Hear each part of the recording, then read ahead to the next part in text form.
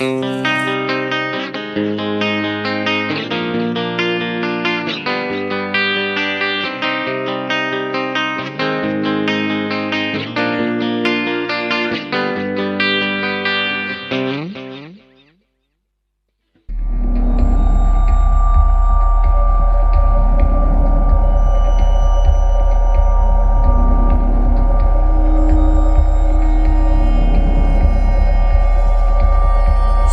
ู้นี้เขาชื่อว่า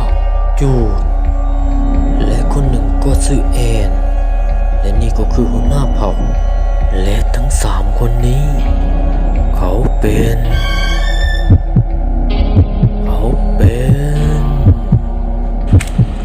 นักยิงหนูโอ้มาเลยดิเจ้ามันจะเกินเลเวลเลยด็อกเตอร์มันคนละเลเวลอะนะ มันไวเหนือแสกอะใส่ลูกฮะคือบอกขึ้นเอาให้มันเบิร์ดอยู่ห่างและนี่ก็คือพวกเพื่อกำลังยิงเนาะพี่น้อง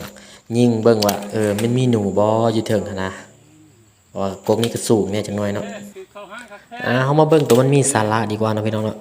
ผ่านตัวนี้ นี่ตัวที่2เนาะพี่น้องเนาะบักเทิกหามจังปุ้นถึกหามมันเนาะสมพอมันจังจุกแล้วน่ากลัว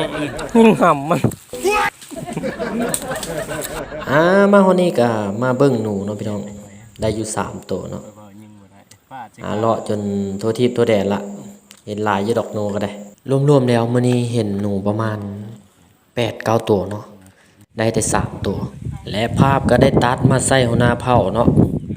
ตอนนี้ลมกำลังพัดเพิ่นอยู่และสุดท้ายลมนั้นก็มาพร้อมกับสายฝนเนาะพี่น้องคือว่าบนสวนบนเสากันเนาะและในเวลาที่เฮาสวนฝนนั้นฝนก็ตกเป็นเวลาหึงเนาะฝนตกก็มียุดมีเศร้าย้ายเถียงมาเถียงนี้เนาะมาจี้หนูจี้หนีซะเฮ็ดเกาะเฮ็ดกินไปก่อนว่าซั่นและนี่ก็คือทางทานจูนแล้วก็ทางหัวหน้าเผ่าเพิ่นกำลังโลกขุดตามด้วยต่ำเลยที่คือมาท่าให้มันหอมนะครับหลังจากนั้นเฮาก็เอามายิงอะไรสุกแล้วเขาก็มายิงอยู่ไปอยู่บ่จ้างบ่มีหรอ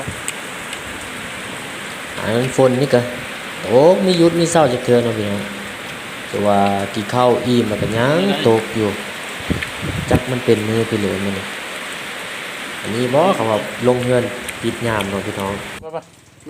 ฝนมีเศร้าจะเทื่อเขาก็มาปิ้งเม่นต้นก่อนเนาะพี่น้องเฮา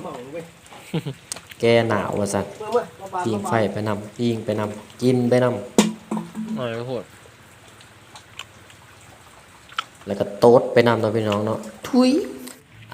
แล้วฝนก็หยุดจนได้เนาะพี่น้องเนาะเฮาก็ได้กราบบ้านนี่ก็คือบรรยากาศตอนย่างเมื่อเนาะบรรยากาศนี่ก็คือย่ามลงดำหน้าตอนใหม่ๆเลยพี่น้อง